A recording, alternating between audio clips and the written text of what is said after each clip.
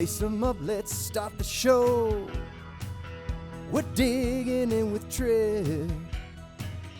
We're digging in with Tripp. We're digging in with Tripp.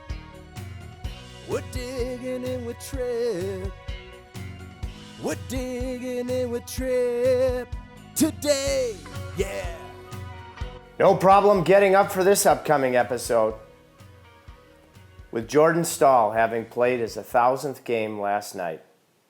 That's rarefied air, as we all know. We had a chance recently to sit down with Jordan to reflect. He hates talking about himself. I mean, he loathes it. But a chance to reflect on his thoughts, his reflections, and the people that have impacted him the most and have centrally been part of his journey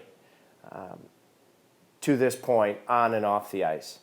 I should note that when we did tape it, it was during a recent Hurricanes road trip in Chicago, and was planning on naming a hat after him and the selfless leader that he is, the Gronk. But now he's formerly the Gronk since then, as after that ridiculous empty netter in a game against Florida, big divisional game, I have now given him the name Staal Bunyan. So Staal Bunyan, unfortunately not part of this interview because we taped it just prior, but for the Staal Family Foundation, please get involved if you can at digintripp.com. There are some tremendous Staal Bunyan truckers and a Staal Bunyan t-shirt that was the art and gratitude to a great Caniac, Cody Satterfield. So the most important part is 100% of the proceeds from the Staal Bunyan merch options at digintripp.com will be donated to the Staal family. So please get involved on that front. We are able to dig in with Jordan one morning after his 1,000th game in gratitude to our presenting sponsor, the New Country Auto Group. Family-owned, family-run dealerships all up and down the eastern seaboard with regards to Ferrari, Maserati, Mercedes, BMW, Lexus. Family-owned, family-run. Sounds consistent with the theme of the Staals. Please rate and review our show on all audio platforms as well as YouTube. And without further ado, let's grab our shovels. Boy, am I ever fortunate that hockey has introduced me to the lifelong friends that the Staals undoubtedly will be. And what a privilege that's been. Let's grab our shovels and dig in with the Hurricanes captain, Jordan Staal. Man, when is the first time that I met this episode's guest? Jordo, what do you think it was? 2004, 2005? When we first met? Yeah. Probably the year Eric won the Cup, no? Yeah, well, we certainly, because you were a prospect, and then, you came to the finals as part of a prospect for that draft, but I had to run into you once or twice before, because I met Jared. Actually, other than Eric, Jared was the first Staal that I met because I interviewed your mom and dad with Jared in Eric's second NHL game. Oh, yeah, Jay was there. Yeah, I don't know if we met before that Stanley Cup final. I don't know. Can't remember.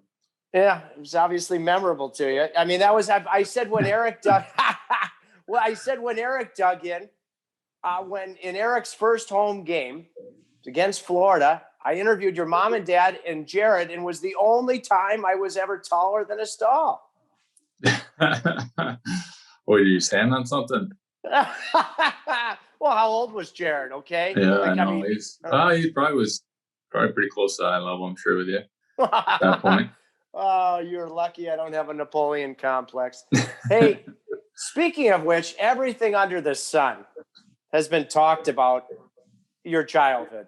So I'm not going to reinvent all those questions, my dear friend. But let's start with this. Because when you and Mark were on before the playoff series in the bubble, you gave a great definition of digging in. One of the best we've ever heard. Could you think of one moment or one story that epitomizes your mom and dad as kids in Thunder Bay, around the rink, at home, that stands for digging in to give their kids a chance to follow their dreams? Oh, I don't know if there's one specific story. Obviously, it's the day-to-day that you watch as a kid, watching your parents. And I mean, with my mom, I mean, 4 boys at home, I'm sure everyone knows how difficult that could be. And, it's we had a lot of energy in, a household with a lot of cold winter nights. And so she did a great job of keeping us busy. And that was obviously part of the outdoor rink, and that helped us kill some time outside and get out of her hair a bit. But I don't know what exactly one specific thing, but both of them just have such great work ethic, and both of them will easily put others in front of themselves, and it's pretty evident that they were out to help us succeed as best as we could. And, there's no question none of us would be got as far as without them. Have both of them are the most caring, you're right, other people first, Henry and Linda type of people. Who was more the drill sergeant? Oh, my mom, for sure. Nothing slipped past my mom. Even when we got older, it was, if we were, if we had the 12 o'clock curfew or something like that, we snuck in at 12:05. She was going to hear you. She wouldn't be sleeping until she heard her sons were home, and my dad would be out cold, I'm sure. But she was a drill sergeant. I mean, even growing up as kids, if there was ever a fuss, she'd be on top of it. It was usually Mark pissing off one of us, and it was usually it was her, making sure that everyone was in line and everyone was being good brothers. What was it? Give me the floor plan. I've never asked you this. What was the bedroom setup in the house for the 4 of you? Oh, we had at the end of the hall, there's the 2 rooms. Me and my little brother Jared, we shared a room, and Eric and Mark shared another room. And I was always jealous. Eric and Mark had the bunk beds, and I always wanted one of those. But we weren't able to have that. And I think Mark fell out of it a few times, but that probably explains a lot. But it was great. I mean, it was some crazy times, I'm sure. My parents were pulling their hair a little bit at times, but we had so much fun as brothers, and we were best friends growing up. We played with each other all the time, and we had a lot of fun. So you said Mark fell out of the bunk, but was he on the top bunk? Of course, yeah. No railings on that top bunk for Mark? Probably not. Back in the day, there probably wasn't. But either way, he found his way over it a couple times, I think. Did Hank put you to work at all on the sod farm? Yeah, there was it was flirting with child labor, I think I always joked about. But as soon as we could reach the clutch, we were working, and whether it's driving tractors and helping out in the fields, or you start getting a little older, you can carry some rolls, and you're laying sod. Yeah, I mean, for sure, all summer we were working, so it was part of the gig. They didn't pay us handsomely, but we did get paid, and it was rewarding, I think, as a kid. Even if you have a few bucks, you get to go buy something of your own, and you start to learn what money's all about, and you start to learn how to earn, and the hard work that my parents are doing themselves every day, and and we had a lot of fun on the farm too. My cousins, they were a blast to be around. They were a lot of fun, and we had some interesting stuff happen throughout the years, just different funny stuff. But it was a great childhood. When you started to earn a little bit, I mean, for me, oh gosh, and thankfully you haven't had this, Jordan. I had a professional waster of money chapter in my career, but back when I first started to earn a little bit, I mean, I treat myself to a Slurpee. What would you treat yourself to with a couple of bucks? Yeah, it would be something like that, some type of candy or different stuff. But I think a lot of us we were pretty frugal with our money. I think Eric held on to it for a while and bought himself a dirt bike, and I held on to a lot of money, and when I got old enough, I ended up getting my own truck. So it wasn't a whole lot of spending as a young kid. We always we held on our money as best we could, and we made use of it at the right times. And all these years later, former Dig-In guest, my cousin Ford CEO Jimmy Farley's very happy that you're built Ford tough and you choose Ford trucks. Yeah, it's a great ride. Can't complain. Still early in the hockey ride. As we tape this, you're in Chicago, and Jonathan Toews is not in the lineup, but I've talked to him throughout this season series, and he said he and Winnipeg, they had some battles with you. Thunder Bay and Winnipeg, Toews versus Staal. What do you remember about those? I remember chasing him around all the time. I mean, that guy was the stud growing up, and he had all the eyes on him, and rightfully so. I mean, a player like that, and what he did on the ice, you could tell he was going to be something special. And our group, we're just trying to contain him as best we could and try to get lucky. But it is pretty funny, how our careers have both obviously taken off, and growing up playing against each other was pretty cool, and an amazing hockey player, obviously, and a great leader as well.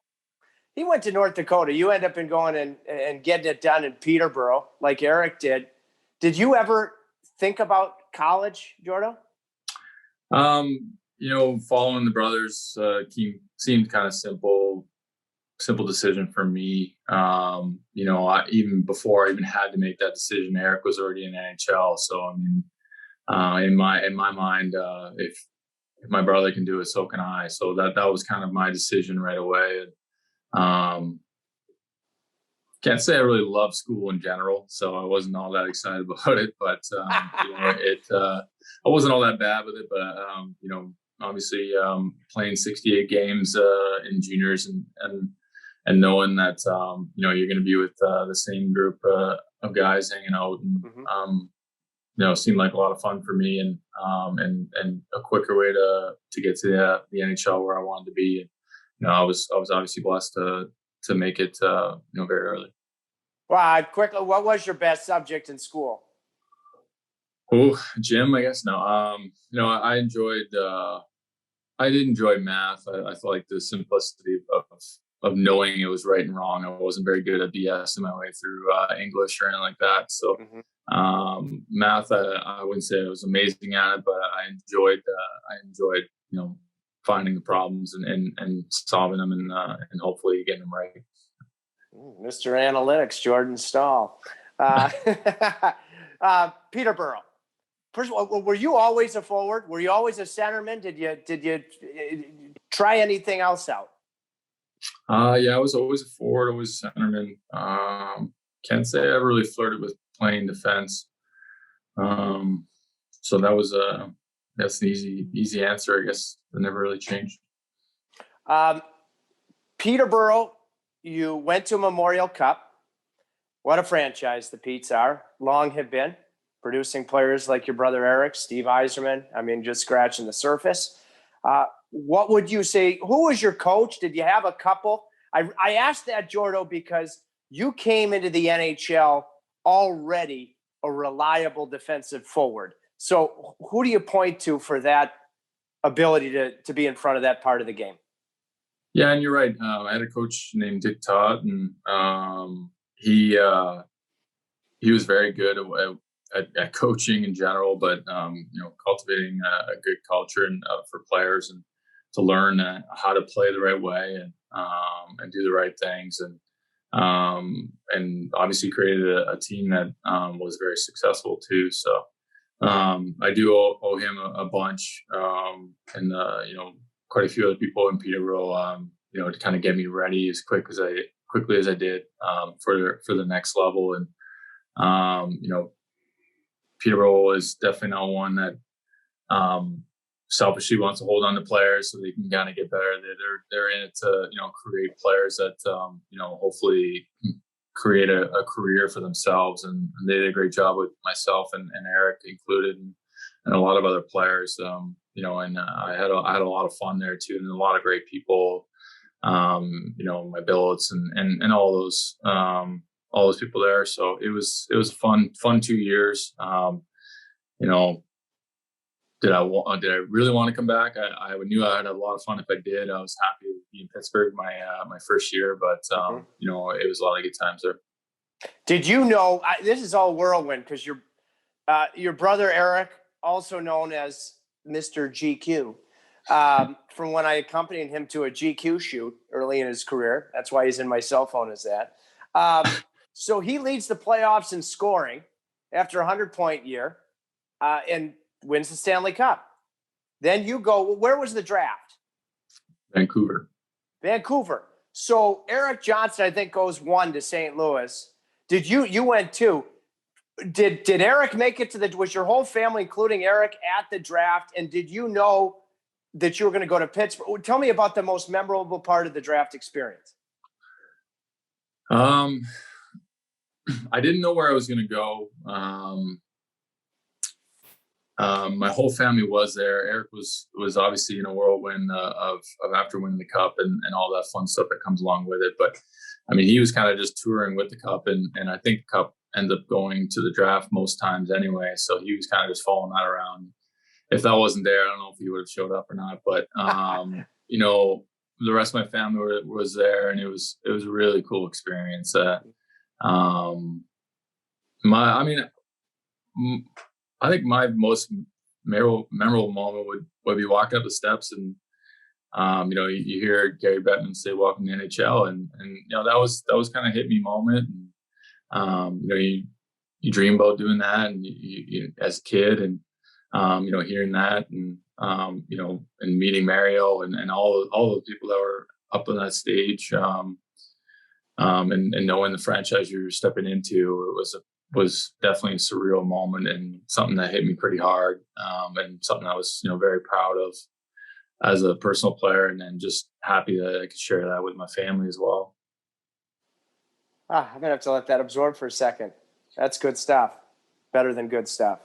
What do you remember about your first camp in Pittsburgh?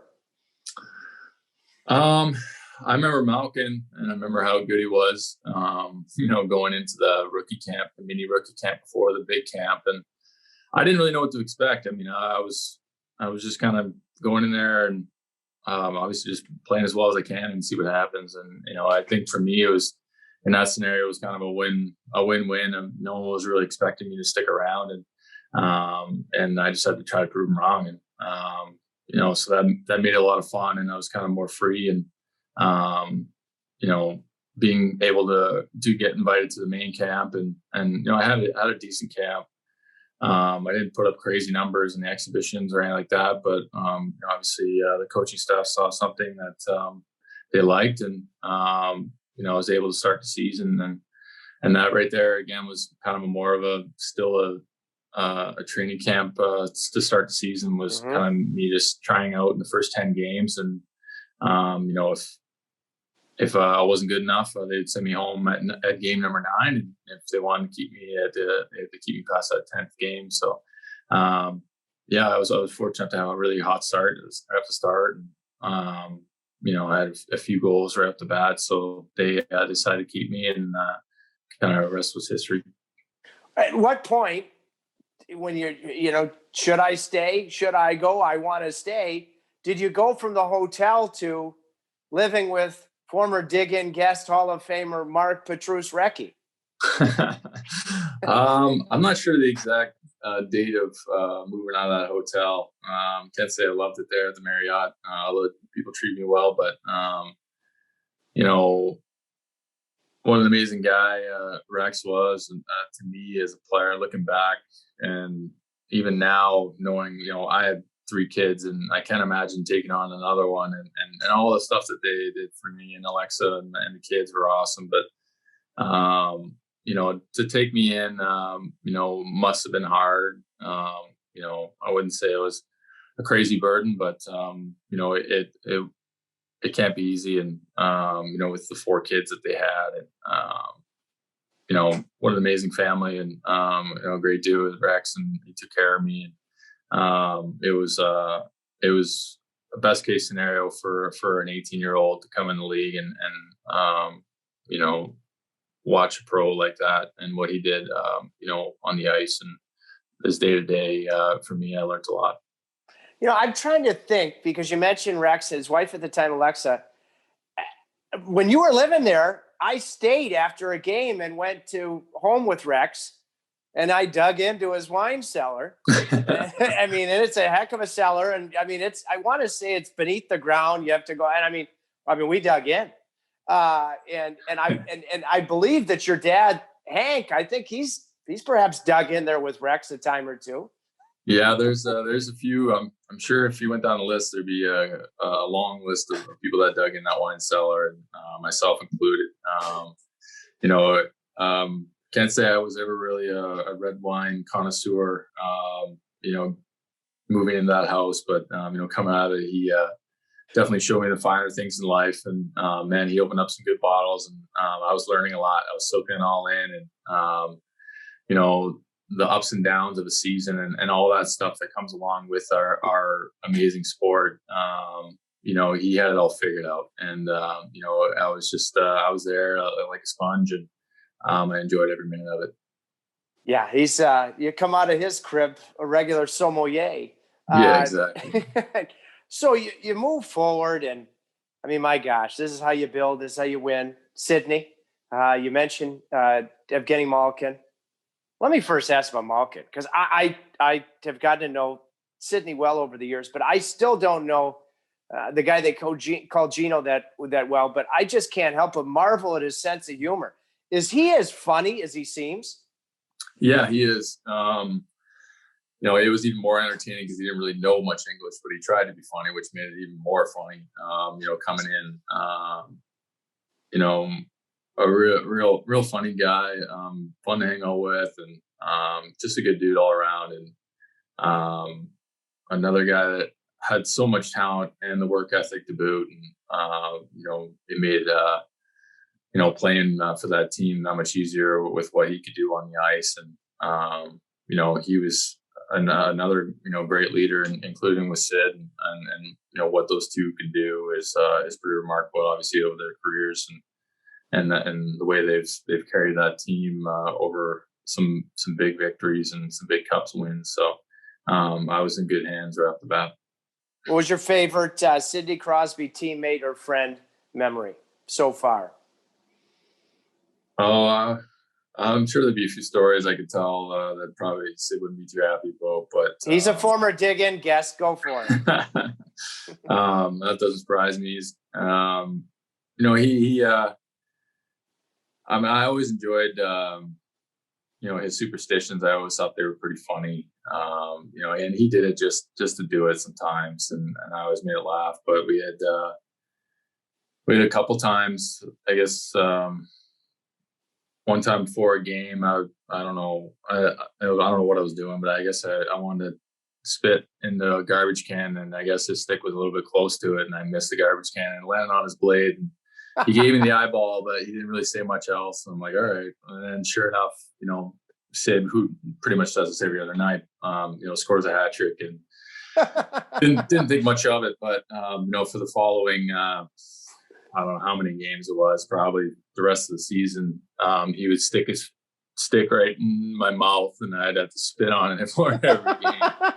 And then there were others. I think I had a zit on my nose one time, and I had a big game. So every time we ever felt a big zit coming on, we'd oil up our nose to try to get a zit to hopefully have another big game. But he was a great dude. He was a lot of fun to hang out with, and then obviously all the stuff that comes along with him and his work ethic again, and him just really just trying to be the best he can be, and a world talent, one of the best players I ever played with for sure. And just a fun guy to be around too.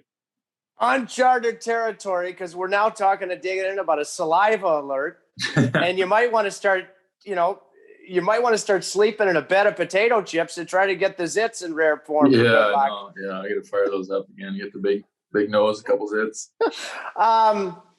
Another former dig-in guest that came late and part of your Stanley Cup winning team in 2009. Billy Garrett. What will you remember most about Billy Garrett? And has it been accurate that he really added another dimension, changed the room? What was his contribution there at the deadline? Yeah, it was the on ice stuff, but it was a lot of off ice stuff of just making sure everyone was ready to go for one, and you know, when stuff goes bad, which it does, that you know, he made sure everyone was moving in the direction that we still wanted to go, and you know, whether that was in just team meetings after games or the day after a tough loss, or mid game when things were starting to go south or momentum was shifting, you know, he was there with a voice that had a lot of weight to it, and you know, you knew as a player, when he looked you in the eye and said, "We're going to do this," you're like, "All right, I got this." So, you know, he gave everyone there extra bit of confidence, and that, you know, we had the group that can do it. You know, he wasn't shy to get in the guys' faces if they weren't, you know, playing up to, you know, his standard or even their own standards that they didn't realize that they had. You know, he pushed our team to have that player accountability that every team needs, you know, if you want to make you know, a big splash. Yeah, I always love talking to our mutual friend, my college teammate, Craig Adams, because you won in Detroit. And all of a sudden I said, "Adsy," I texted him. I said, "What's going on?" Because the Canes won, they won at home. So I always wanted to, you know, really feel and reach out and touch what it feels like to win the cup on the road, then have it on the plane. So I was texting, probably over texting. And I said, what do you have? I know you can laugh at that. So you land, I could, those watching on YouTube can see. Then you land in Pittsburgh, and Mario Lemieux, I hear, has like a 5-star party, like 3-4 o'clock in the morning. Mario Lemieux, the great Mario, whether, you know, he welcomed you on the draft stage. Jordo, what's your greatest personal memory of your interaction, or what sticks with you about Jordan Staal and Mario Lemieux? I mean, Mario's an awesome guy. His presence alone is crazy. You know those people that do step in the room, and you know, everyone kind of stops to take a look, and he's one of those guys. And I remember him coming in after we lost the first two in Detroit, and I don't remember him coming in the room ever in that regard. You know, see him walking in there and you know, telling everyone to keep going and don't worry about it. And you know, we did play some pretty good hockey there. We just couldn't quite find a way to get a win. And you know, and he was positive and just being around the room and showing his confidence in our group. And I do really remember that and thinking, you know, you're right. We have a group that can do this. You know, we just got to go home and do what we need to do at home, and we'll go from there. And you know, he no matter where he walks and the rooms he walks into, he brings that aura and that confidence. You know, that you know, he's carried his whole life and his whole career. Excellent. If there's one player for Detroit, you know, you had Lidstrom, Datsuk, Zetterberg, that really impressed you because you played against him in 2 Stanley Cup finals in a row, who would it be? I mean, they're all amazing players. I I hated playing against Lidstrom as a defenseman. Just so smart and such a great stick, and just always seemed to be in your way and just in the right positions at all times, and you can never really catch him. So, but as for a player that just scared you, it was Datsuk, and the stuff that he could do with that puck, and you know, his vision and just his playmaking ability was off the charts. And a player that every time he got on the ice, you just kind of knew that you had to be watching him and making sure he's not doing anything crazy or finding a little bit of room, because he only needed a little bit of room to make a great play. And but there was a lot of great players in that team, and there was a reason why they went to the finals and won some big games for that team. Everybody in his entire career wanted to deliver a clean hit on Nicholas Lidstrom. Not because, I mean, he's just as good of a citizen as there is. It's just you wanted to be the guy to catch him clean. Why do you think nobody was ever able to catch him? He's, like I said, just a smart player. He just found ways to do things quicker. He thought the game ahead of everybody else, and whether someone was coming at him, he would move it quicker, or find an open guy even that much faster so he wouldn't get hit. And he was just always making that he had all these options, and usually the option that he picked was always the right one. He just made the game look easy, and a very amazing hockey player that was fun to play against. Those three guys, Datsuk, Lidstrom, Zetterberg. Jordan, you're an action type person, not a talker. Those three guys, I can't imagine. Do any of them really say much at all on the ice in a Stanley Cup final, or not really? No, they strike me as kind of the same, and they're pretty quiet, hardworking guys, I'm sure. And I don't really know them that well, but that's what I gather. I mean, from what on the ice, there wasn't a lot of chirping and our emotion. They just went to work and they just tried to get it done. And definitely as basically my second, third year, watching those guys, I was soaking that into and understanding what it takes to win, because that team had beat us the year before, and we wanted to do it again. And I took a lot out of watching those guys. Now, former dig-in guest Chris Osgood, you scored a shorthanded goal to turn that series. It still gives him Freddy Krueger nightmares. He's talked about it. I want to fast forward a couple of years, because I was fortunate enough, you might argue, Mark certainly would argue, that I was a wedding crasher when you got traded at your wedding to Heather. But before we get to that actual moment, let's talk. How did you meet Heather, your wonderful wife and the mother of your kids? Yeah, I wouldn't say we had some common interest in friends, and the players I played AAA with kind of went to school with her, and we kind of, wouldn't say we were high school sweethearts, but we definitely knew each other from like maybe 15 on. So we didn't really start dating until I was around 18, but definitely were on each other's radar for a long time. And an amazing woman. It's been an absolute pleasure, walking this life with her, and all the stuff, the ups and downs, everything that is no better person to do it with. And, it's been a great ride. When you talk about being partners, best friends, I know that you've truthfully supported me unconditionally, unwaveringly during the ups and downs of life. What is it, like from a digging in standpoint, when you have a best friend that you experience all of what life throws at you, like Heather? I mean, what makes you say, hey, listen, my wife is shovel in hand?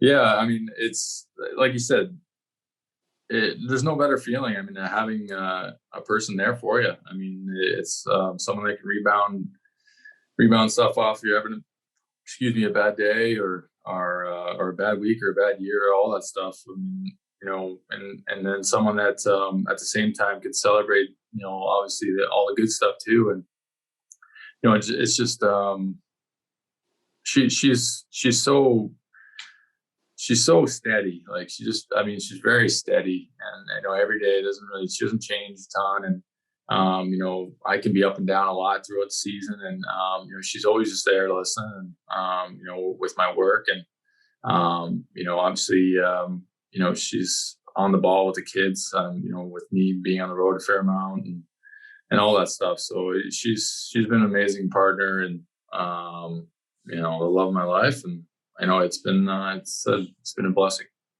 Steady. Okay, so now I have to paint a picture. I'm sitting at the Valhalla in Thunder Bay with your agent at the time, who now is one of your agents, along with Ricky Kern and Bobby Orr, Paul Jerry Maguire Kripelka. Boston accent. All of your Pittsburgh teammates are at the table next to us, and you and Heather are just starting to make the rounds early in the reception to thank everybody table by table for coming. And Paul Kripelka turns to me, my real name. He goes, Emmett, kid, I got to go tell Jordo he just got dealt. So, and I'm looking over at the Penguins. I think everybody pretty much is there, except I don't think Malkin was able to make it. And I'm like, oh, this stinks. And I watch him walk over. Now, steady as she goes, Heather, even on her wedding day, did she at any point say, Jordan, I love you, but come on? No, she was steady. I mean, she was just about as shocked as I was, but in the middle of all that and all the craziness and all the excitement as well of the day and everything that we went through. So, I mean, it was crazy. You could feel a little bit of a lull in the room. I think people started to kind of whisper to each other, and people started to figure it out. And I think my cousin went on the mic and basically just kind of, broke the elephant in the room and told everybody. And I think he had some stupid joke to go along with it. So I mean, we made a little light out of it. But it was a crazy time for sure. With all the emotions, and then having all those guys there, as great friends, and then coming to my wedding and all that stuff, and then moving on to a different team at the same time. But I look back on it now and I realize how great it was to have them there, and how much fun I had, that following or the rest of that night, and then being able to hang out with them and their significant others, and really saying bye in a great atmosphere, and we had a lot of fun. And I figured, looking back, I could have got traded not on my wedding day, and I would have got a couple of text messages, maybe a couple of calls, and that would be it. But I got to party with them after, and really just start to reminisce and understand where we're headed. But really, I just had a lot of fun with them. So it turned out to be an amazing night, and one I'll never forget. Yeah, I remember. I want to get to the Carolina chapter in a second. First of all, I felt like, it's tough for me to feel like a true, utter moron. But Hank, your wonderful father, my dear friend, because I was like part of, the family, in going to all these weddings. And so Hank tells me, Tripp, I need you to make a toast. I'm like, Hank, half these guys, Gary Roberts, he was on the team when I got called up to the NHL. I was his color guy. I can tell he's looking at me like, what are you doing here? All right. So then you get dealt to the team I'm an analyst for, and I got to go up and make a toast. I'm like, Hank, seriously? I'm going to lose all my hair with my stress. I'm going to be as bald as you. But Jordan, what I want to ask you, just because this guy, I love this guy. And I don't know him like you do. But Marc-Andre Fleury, I remember you telling me it before Game 7 in Detroit, where he makes that buzzer-beating save on Nick Lidstrom. You could be talking to him about anything before warm-ups of Game 7 of the Stanley Cup. How do you think he does that, and what's it like to watch his switch to go from being so loose to so competitive in an instant? Yeah, I think that's part of the reason what made him so good. His ability to do that and being able to, especially for a goaltender, how difficult that is as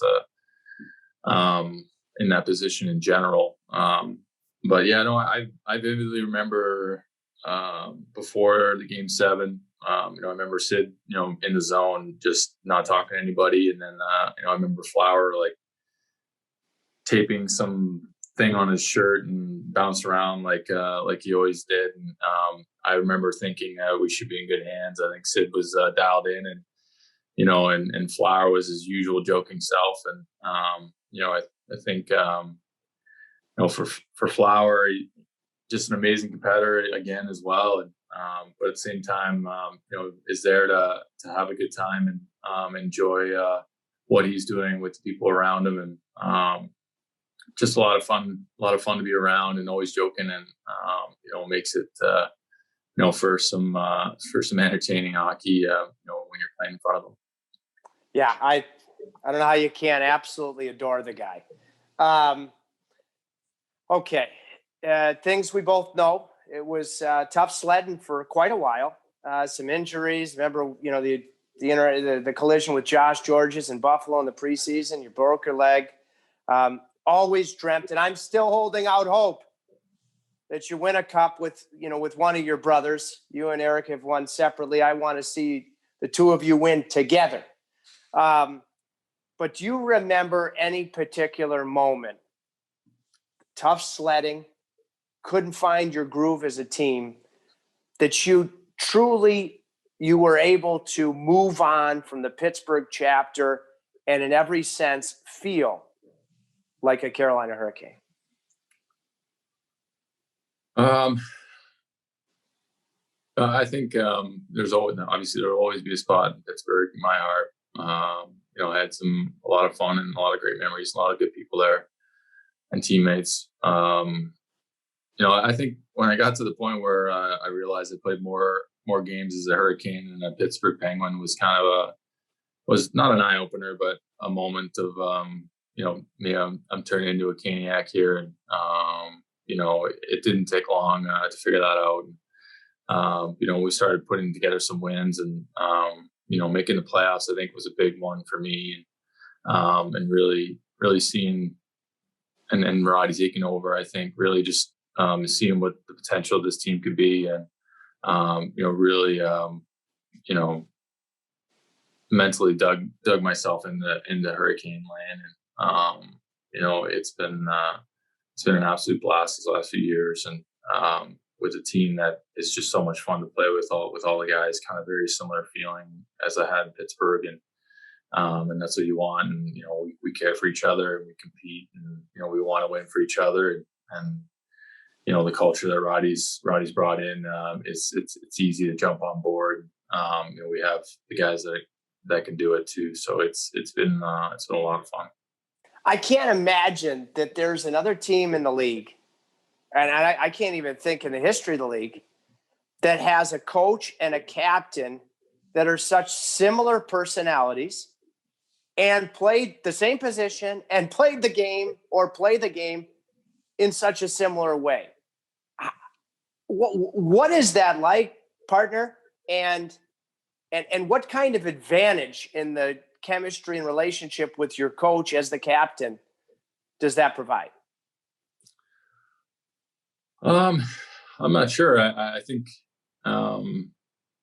Roddy's a guy that I've looked up to right away since I got to Carolina. I mean, it's hard not to see him and really just see how you do it right. And he's the guy that has the values of, like I said, that work ethic and just doing it every day, and really just putting on his work boots and getting it done. And how am I going to get better today? How am I going to help my teammates get better? And all that stuff that he brings to the table every day. And that's how I've always grown up, and that's how I've always played. So it made it easy just kind of jump on board with that. And so I guess that's an advantage. It's doubling down on what your coach is saying, and hopefully that's what I'm doing, and that's what I want to do, and it makes it that much more fun doing it that way. So I think it's a little bit of advantage in that regard, that we're very similar in a lot of our values and what we want to bring every day. And I think it creates that, like I said, it creates that culture that hopefully brings some success, some big success to the team. Jordan, when I think of moments with you, and this one will always stick out. Night before a game in Arizona, I'm going to a couple of spots to unwind with my partner, longtime partner, John Forsland. And we just rolled into Fleming's Steakhouse. And there, you and Justin Williams. We sat down and had dinner with you. I still can't figure out why John and I both had the ribeye as broadcasters and you guys had the petite filet as players. Okay? But Justin Williams, what will you treasure most? Take the most from him being your teammate and your former captain? There was a lot. I mean, I was another guy I watched very closely, and I took a lot from him. But I think I loved his emotion. That was always my favorite thing. I mean, when things got a little grittier, not going the right way, and he was a guy that was very vocal and making sure that we had everyone on board, and he was not shy to get in people's faces and make sure that their expectations are met and for themselves really, and really just getting the most out of every player. And that's what you want to do as a leader, and you want to have that accountability in the players' room alone, that knowing that when you look across the room that you know that guy's going to give it his all for you and for the group. And he brought that energy level every day and every game. And, it's something that I'm working on. I say I've improved, but still not to the level that maybe Willie had. But, that accountability is something that every team needs in the players' room to really, put together something special. I see a guy like he was just on the show, Sebastian Aho, taking such significant steps. First of all, I love him as a person, such a professional. Every day he's decent to the nth degree. What are you most proud of? Listen, this is a tremendous human being, but what are you most proud of in just the gradual growth and comfort in leadership and all the things that you've observed from one year to the next in him? Yeah, I mean, he's right off the bat, you could tell he was, something special coming in, and he still make leaps and bounds very quickly, and he's turned into a big leader in our room, and a guy that we lean on every game to show us how it's done. And he's really stepped into that role, and he's competed hard every time, and he's made the right decisions when we needed to, and it goes to show why we are where we are. He's a player that is very dynamic and very fun to watch, but he does a lot of little things that you may not know as a fan, but that I see that really help us win games. And he's an awesome dude off the ice, and he cares for the guys.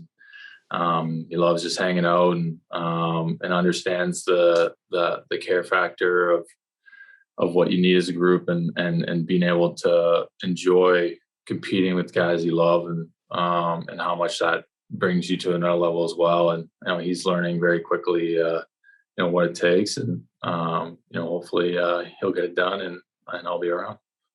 He said when he was on, he said it was our thing. When you beat Washington, beat the Islanders, went to the conference finals, it was your thing that you had nothing to lose. But I simultaneously know your expectation then was to win the Stanley Cup too. So everybody talks about different expectations, but the expectations for you guys as players for the team that you captain hasn't changed. So does that nothing to lose mentality, does that change at all? Because it was interesting when he said that was our thing. Is it still your thing, or is the thing different? I think when you make playoffs, every team expects to win the cup when you make playoffs. I think that's just the way it always is and always has been, I think. So, coming into that season, I think the outside media and the people around weren't expecting us to win that series. So maybe that took a little, a little bit of nothing to lose kind of feeling. But I think everyone in that room expected us to win. And, that's what you have to have. And I think we even have an even higher expectation of moving through series this year. And I know it's not easy to do. So because every team in the Cup Finals or in the Stanley Cup Finals is expecting to win. So it's being in that fight and being able to compete for the Cup is what you want. And to have a group like ours is exciting, and hopefully we get there and make a good push this year. A couple of moments just that were etched in my memory. First thing is, having had the pleasure to call all of your brother Eric's games as a Hurricane, as soon as you scored to tie the game on Holtby, same spot that Eric beat Brodeur in the first round, Game 7 in 2009. As soon as I saw it, what a privilege that I have that library, same location. At any point during that third period, I'm guessing it wasn't part of your shot selection, but did you actually think about it at all during the game? I'm trying to think now. I do remember thinking after the game, I vividly remember Eric's goal, and I remember thinking it probably looked very similar. But probably not until I actually saw the video. I think there's a quick Instagram of both of our side by side, and I saw that, and I was like, yeah, that does look very similar. And I remember Eric's goal. You obviously do too, how big that was. And, a cool moment just being a brother and a fan, and watching him score a big goal like that. And, being able to do the same thing, kind of same style it's just funny. It's just really cool. And, something that, like I said, I'll never forget. And, it's just funny that we get the brothers and all the stuff that comes along with it. It's kind of a cool thing. No, man. That, and then, Scotty Walker scoring in the next round. And I remember thinking later in the game, well, what if Brock McGinn gets the winner here? Because Scotty Walker's the one that implored Jim Rutherford to take him in the draft when he was coaching him in Guelph. These are the priceless moments. I have to ask about this guy because he's like a horse whisperer to you. Not many people know who he is, because he's been doing it behind the scenes since the Greensboro days for the Hurricanes, and that's video coach Chris Huffine.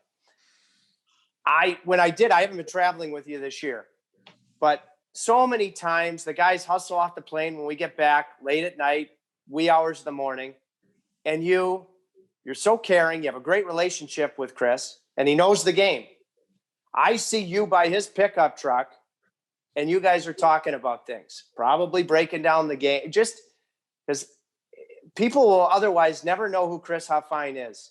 Tell me about your relationship with Chris Huffine and how he's made you better. Yeah, Big Huff. He's a good dude, man. I've never met a more passionate guy about hockey. That he's maybe played hockey a little bit, but man, he loves the game, and he understands the game. He's probably watched more hours of hockey than I can imagine. So he's seen everything. He understands everything. So when you ask him about little things here and there, that what he saw, you're going to get an answer that makes sense. And so it's always nice to break it down with him. And for me as a leader in a team, sometimes I don't see everything on the bench, or I'm in the middle of something, and I don't really understand maybe what happened in certain plays. So, and I'm trying to get the best of every player on the team as well, and making sure the guys are on par. So just kind of going through the game with him and what he thought really helps me, help the team and really just help us find ways to win games. And he's just fun to talk to, and very interesting guy. And I really enjoy our conversations. And it's something, like I said, that's made me a better, maybe not a personal hockey player, but maybe a better leader in our group. And and how our team can really push it, to another level. Good stuff. Okay, so you won a cup with a guy named Sid in Pittsburgh, and there's another guy that people don't know about here. He's a Federal Express pilot, and he goes by Sid too. And he's a chaplain. He's a Christian. He's just an exceptional human being. And you have a close relationship with him. Your faith is a centerpiece, Jordo, to who you are. Let's start with this. How has your faith made you the best version of the hockey player that you can be? Yeah, it's all tied together. I mean, a lot of who I am is, everything of who I am is because of my faith, and my values, coincide with that. And, it's Sid's a guy that has helped me with that day-to-day, relationship with God, and how I want to carry myself, not only in the ice and with my teammates, and but at home with my wife and my kids, and just in life in general. And how crazy this hockey world can be, and it's very busy. And Sid's a guy that can kind of make you get a step back and really just kind of go through all the boxes of who you want to be, and making sure that you're going in the right direction, and really digging into your faith, and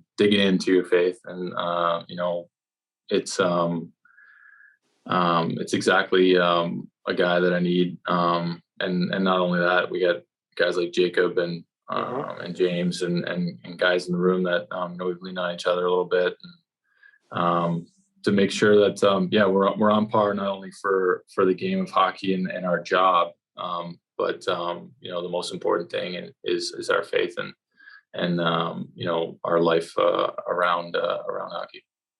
Of course, you mentioned Jacob Slavin and James Reimer too. I tell you, extraordinary human beings, and who I'm proud to call friends. Jordo, for anybody, and all we can do is talk about our experience, and if we were, in the depths, what got us through. And, so if somebody listening to the podcast is struggling with something, whether it be their career, whether it be a relationship, whether it be a circumstance in life, it's really not oftentimes as simple as just prayer. It's other parts of the faith that allow you to put one foot in front of the other. What would you just say in terms of your experience of the tools that have gotten you through adversity, and leaning on God and leaning on the faith that we're now discussing? Yeah, I think for me, Christianity it gives you hope, right? It gives you hope for better days, and better things to come. And I think it really helps you realize kind of life's not all that bad from the day-to-day stuff and the stuff that goes wrong. In the big picture, it's really it's God that you're looking towards, and you might think you're failing in your job, but that's not what life's all about. And it's about pleasing the one and only, and making sure that He's glorified every day. And you start moving your perspective into that, you start to change, and the days don't, maybe not as hard, or you don't think, and obviously you start leaning on guys and people around that too, and it just helps you really realize what life's all about. And I think I've learned a lot from a lot of different people, and leaned on a lot of people, and my faith has grown, but I'm still not there yet, and I still need to be a better version of myself, as a Christian. It's a work in progress. It's never perfect, and it's something that I take pride in. Thanks for sharing that. Progress, not perfection. Those watching on YouTube, I got a couple more things. You got one of your agents, Bobby Orr. He's airborne. For those watching on YouTube, your favorite experience with your agent and friend, Bobby Orr. I mean, talk about good dudes. I mean, that guy is amazing. You know,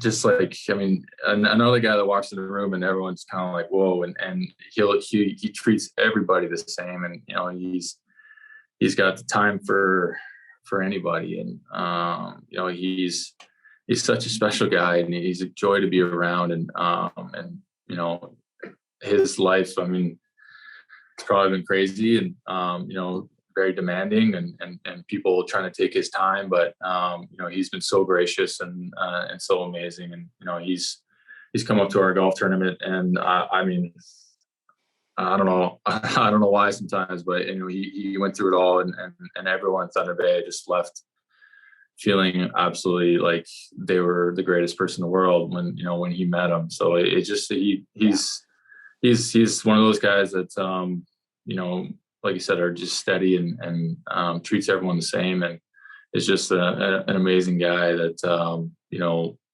that another person I really look up to.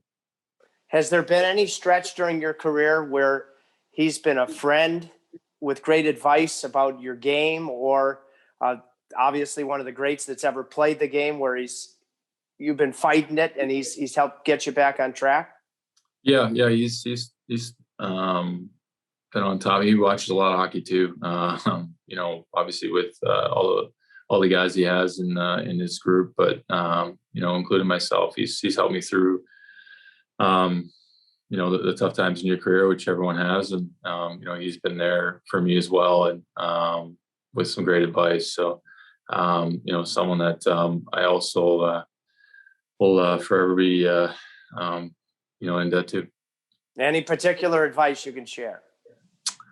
You know, just a few text messages, usually, you know, small stuff, but nothing crazy specific that I can remember right now. Okay. This is the last thing before I close on the Staal family, because that's what kickstarted the friendship that I enjoy with all of you and will for the rest of my life. I got to talk about, we just talked about Bob. Let's talk about Bill Berniston, because I said after you scored the one overtime winner this year against Nashville, you look like you were moving faster than a jumbo jet 747 up the ice. Do I look like a jumbo jet when I'm on it? Well, you're flying, okay? You're flying. I know you hate to hear about yourself, and I'm not going to ask you to talk about yourself. So guess what? I'm going to have you talk about high velocity training. What is it? Because any young I've watched the guys that really dug in and did it. Slavin, Trocheck, Staal.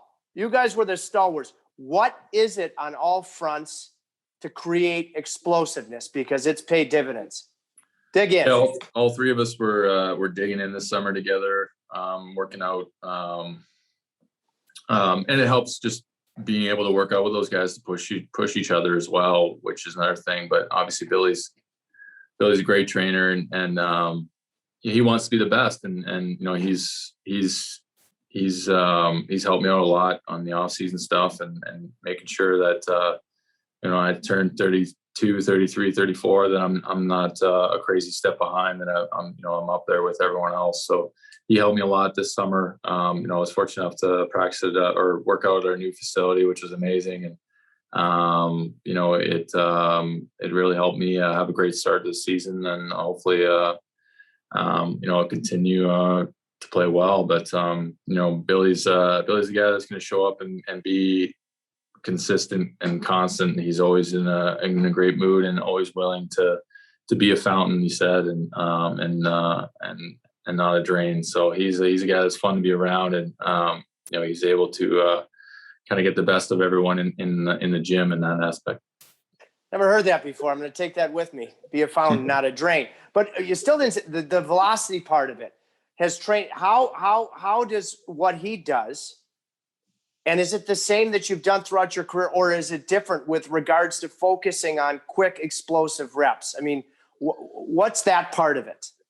Yeah, I mean, if more specific, I mean, there's kind of a step to it throughout the summer. I think the first the first month is more just strength, and you know, obviously you have to have strength if you're going to want power, and you know, you build up that muscle as best you can, and then you start working on just basically moving things as fast as you can, moving heavy things as fast as you can, and you know, the faster you move it, you know, the more you're going to have that velocity of explosiveness, and you know, when you're pushing on the ice. So you know, Billy, like I said, did an amazing job this summer, and in preparing us, and you know, continue to hopefully build on a big summer, and build on this year, and go forward in my career. And lastly on that, and you had real-time competition, whereas you were moving heavy things with explosiveness. Say you and Vincent and Jacob Slavin, you had real time to see who was beating who? Yeah, he has it up on the board. So like you said, when you have uber competitive guys, you know, seeing on the board that they're in third today, and they're not moving as much weight as the other guy, you know, it kind of pisses you off. So it definitely raised the bar, and that's what you want to do. And when you got a guy like Vinny Trocheck, you know, 3/4 the size of me moving more weight, kind of gets you angry. So you know, a strong human being, but and obviously very fast. So you know, he does things right. He's a pro, and you know, he's a guy that you know, really pushed me this summer, including Slavo, and you know, it helped out. Thank you for that. I love that. I might have to incorporate that myself. I know the only trophy you care about, and you're going to do it, and I can't wait, is hoisting the Stanley Cup for the Carolina Hurricanes. With that being said, what is the milestone? Have you allowed yourself to think about what will the milestone of 1,000 games mean to you? Not much. I mean, it obviously, I mean, I'm assuming you look down the list of guys that have played 1,000 games, and there's a lot of amazing players on there. So, you know, it is a feat, and it's not easy to do. And a lot of things could have gone bad in my career, whether it was injury or something, and you know, wouldn't be able to do it, but I wouldn't change anything. But you know, I'm more excited for it to be over than talking about it. But you know, it's you know, it's a cool thing. It is, but it's games played, and it is what it is. But you know, it's you know, to be on that list, and being able to play as long as I have, I have a lot of people to thank for that. So you know, it's just another you know, cool milestone. Okay, I'm done talking about it. The Staal family, whether it be your mom, the drill sergeant, your dad, Eric, Mark, Jared, with all the things that you've worked hard for, achieved as a family, nobody has changed one iota in being salt of the earth, Thunder Bay. Think first about somebody else, people. Why do you think, when you think about the people, and no more important people than your family, why do you think that your mom and dad have it in their DNA and raised you and your three brothers, that regardless of anything you experience, enjoy, achieve in life, you don't change your core. You don't get away from who you are? I mean, I think that comes down to your faith, and who you want to be as a person, and how you want to treat people, and who's first in your life. And you know, if you put God first in your life, you're gonna put others before yourself. You're gonna do all those things that you want to do as a Christian, and it just creates an amazing feeling of peace. And you know, it's I would say that's probably the number one thing. I mean, it's probably that. Jordo, I've loved this.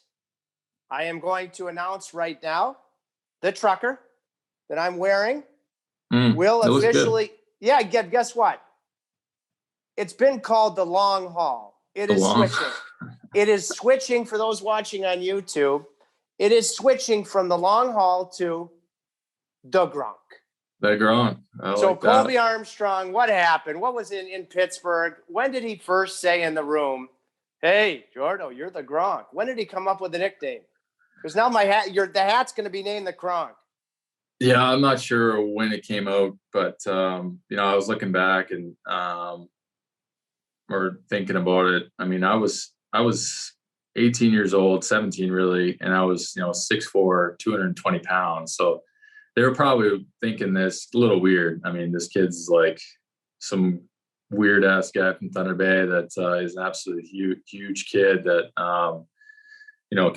can apparently move on the ice. So I think it kind of grew into just me being some big weirdo kid, and I think Gronk slipped out of Army's mouth, and it kind of took off a little bit. More just for him than everyone else, but it was kind of fitting for a little while there. For how big I was, I guess, and for how young I was. It's not my favorite nickname, but I guess I can see where it came from. No, let's switch it up then. Before then, we got 20 seconds, 30 seconds. I'm going to call it what you want to call it. I was just going to say hockey's. Oh no, I think it's perfect for that. Yeah, 100%. Oh, okay. Because I was going to change it. I just had it in my head. I was going to say hockey gives you friendships. And I never otherwise would have had a great Gronk in my life had it not been for the game of hockey. But if you want to switch it up and call it something else, we can. No, I love it, Tripper. That sounds good. I love you. Not to get too Irish, as my mom says. Your dear friend, my mom. Thanks for doing this. Continued success. And, until the next time. All right. Sounds good, Tripper. Thank you. That was terrific, Jordo. Some great humor. Some tremendous anecdotes. With purpose. I think we were able to get far beneath the surface about the depth of your selfless character that it only begins to explain why you are the tremendous leader that you are. Continued success. Can't wait to see you hoist the cup for those of you watching on YouTube like that guy right up there, Roddy Brindamore, did back in 2006. So many similarities in your personality, your character, your play, and your leadership in we before me action. Please, everybody, continue to get involved at the digintrip.com merch site, and specifically the Staal Bunyan line, the truckers, a t-shirt, because 100% of the proceeds will go to the Staal Family Foundation that we discussed during this episode. It's been a ball. Thank you to New Country, the premier auto dealer group in the country on the eastern seaboard, from New York to Connecticut to Maryland to Pennsylvania down onto Florida. Ferrari, Mercedes, Maserati, BMW, Lexus, Smart Car, newcountry.com. I think we can all gain a lot about digging in during adverse times. Adversity reveals character, and Jordan Staal has it by about 1 million country miles of sod farms. Until the next time, I hope you're all digging in, and if you've taken a pause from being shovel in hand, it's never too late to relocate it. Continue to review our show on all audio platforms and YouTube, and we will see you very soon for another exciting episode of Digging In. Stay safe and enjoy the final stretch of the regular season and the upcoming playoffs. Boy, it's an exciting time to be a hockey fan. We're digging in with Tripp today, yeah. Today, yeah. Today, yeah. Today.